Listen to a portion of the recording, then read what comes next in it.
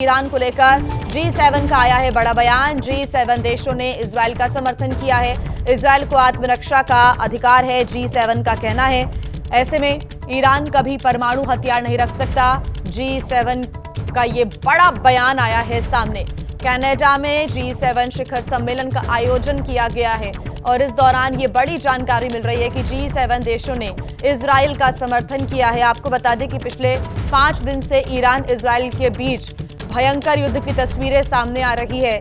कई जो इलाके हैं इजराइल के भी, उस पर ईरान ने अटैक किया, तो वहीं इजराइल ने भी ईरान के कई महत्वपूर्ण ठिकानों को अपना निशाना बनाया है। तो ऐसे में अब G7 की तरफ से ये बयान पूरी दुनिया के लिए बहुत ज्यादा महत्वपूर्ण हो जाता है, क्योंकि G7 का कहना है कि इजराइल को अपनी आत्मरक्षा का अधिकार है और G7 देशों ने इजराइल का समर्थन किया है।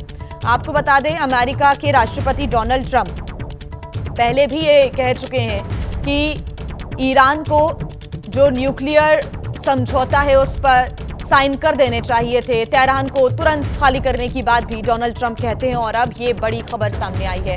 विशाल पांडे हमारे साथ जुड़े हुए हैं ज्यादा जानकारी के साथ, कनाडा में ही मौजूद है विशाल। G7 देशों की तरफ से क्या संदेश दिया जाता है, इस पर सभी की निगाहें थी और संदेश ये आता है कि इजराइल को अपनी आत्मरक्षा का पूरा अधिकार है। तब जब डोनाल्ड ट्रंप कह रहे हैं कि तेहरान को खाली कर दे, जो आधिकारिक सोशल मीडिया प्लेटफॉर्म है एक्स, उस पर ईरान की तरफ से ये कहा जाता है कि जो जितने भी इंडियन नेशनल्स हैं वो यहाँ से तुरंत बाहर निकले।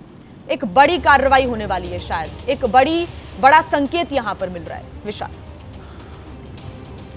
बिल्कुल, देखिए, और डोनाल्ड ट्रंप ने यह संकेत G7 लीडर्स के इस बयान से ठीक पहले दे दिए थे। उन्होंने अपने सोशल मीडिया साइट पर लिखा कि ईरान को परमाणु हथियार रखने का अधिकार नहीं है, ईरान को डील करनी होगी और ईरान अगर ऐसा नहीं करता है तो आगे क्या होगा इसके बारे में कोई जानकारी नहीं है। लेकिन ट्रंप ने साफ तौर से कह दिया कि तेहरान को तुरंत खाली किया जाए, जिसके बाद तेहरान की सड़कों पर एक लंबा जाम भी देखने को मिल रहा है और तेहरान से लोगों के निकलने का सिलसिला भी जारी है। तमाम देशों ने अपने अपने नागरिकों को बाहर निकालने का काम भी तेहरान से शुरू कर दिया है। भारतीय छात्र भी बड़ी संख्या में तेहरान में मौजूद हैं। लेकिन अगर हम G7 लीडर्स की बात करें, उनकी तरफ से जो बयान सामने आया है उसमें ईरान को क्षेत्रीय अस्थिरता के लिए जिम्मेदार ठहराया गया है और यह कहा गया है कि इजराइल को आत्मरक्षा का पूरा अधिकार है, आत्मरक्षा करने के लिए इजराइल पूरी तरह से स्वतंत्र है। हालांकि तनाव कम करने की अपील जरूर की गई है, लेकिन यह तनाव कैसे कम होगा G7 के लीडर्स की तरफ से, G7 के जो सदस्य देश हैं उनकी तरफ से इसकी कोई रूपरेखा यहां पर पेश नहीं की गई है। बार बार डोनाल्ड ट्रंप की तरफ से